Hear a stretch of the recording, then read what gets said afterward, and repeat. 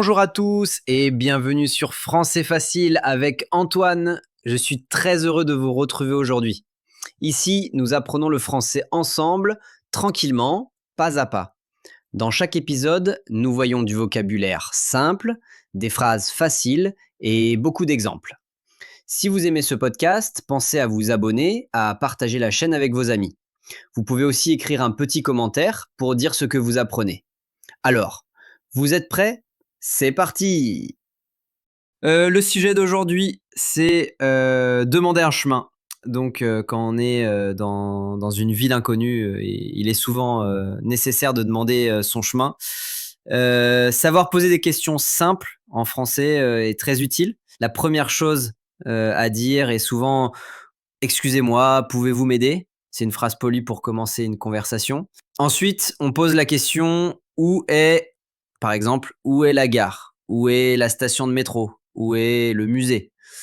On peut aussi demander comment aller à? Comment puis-je aller à? Pouvez-vous me montrer le chemin pour aller à?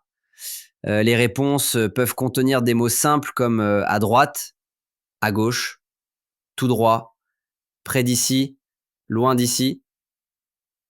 Parfois, les gens indiquent la distance, c'est à 100 mètres. C'est loin, il faut prendre un bus.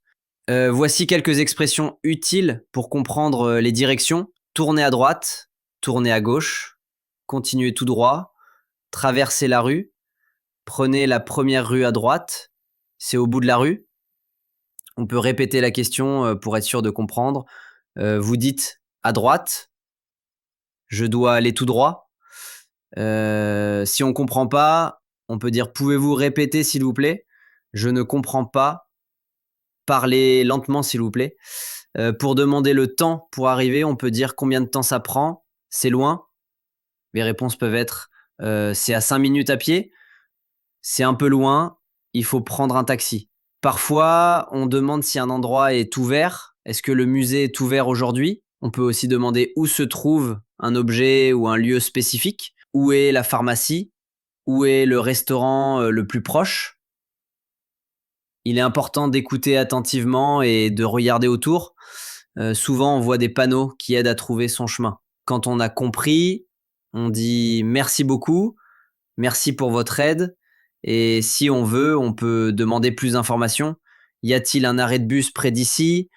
Où est la station de taxi? Demander son chemin est une compétence très utile. Elle permet de se déplacer facilement, d'être autonome et de parler français. Après avoir demandé son chemin, il est important de comprendre les réponses. Souvent, les gens donnent des directions avec des mots simples. Par exemple, ils peuvent dire allez tout droit, ça veut dire continuer dans la même direction, ou tourner à gauche au feu, ça veut dire prenez la première rue à gauche au feu de signalisation. On peut aussi entendre traverser la place, ça signifie qu'il faut marcher à travers un grand espace. Parfois, la personne dit prenez le bus numéro 5, ça veut dire que pour aller à un endroit, il faut prendre ce bus. Il est utile de connaître les noms des lieux importants, la gare, le musée, la pharmacie, la bibliothèque, la poste, le parc, le centre commercial. Quand on est dans une ville, il y a souvent des panneaux qui montrent les directions. Les panneaux ont des flèches et des mots. Si on ne comprend pas une direction, on peut poser une autre question. Pouvez-vous m'expliquer encore, s'il vous plaît? Où est la station de métro la plus proche? On peut aussi demander est-ce long à pied? Combien de temps pour y aller? Il est important de rester poli.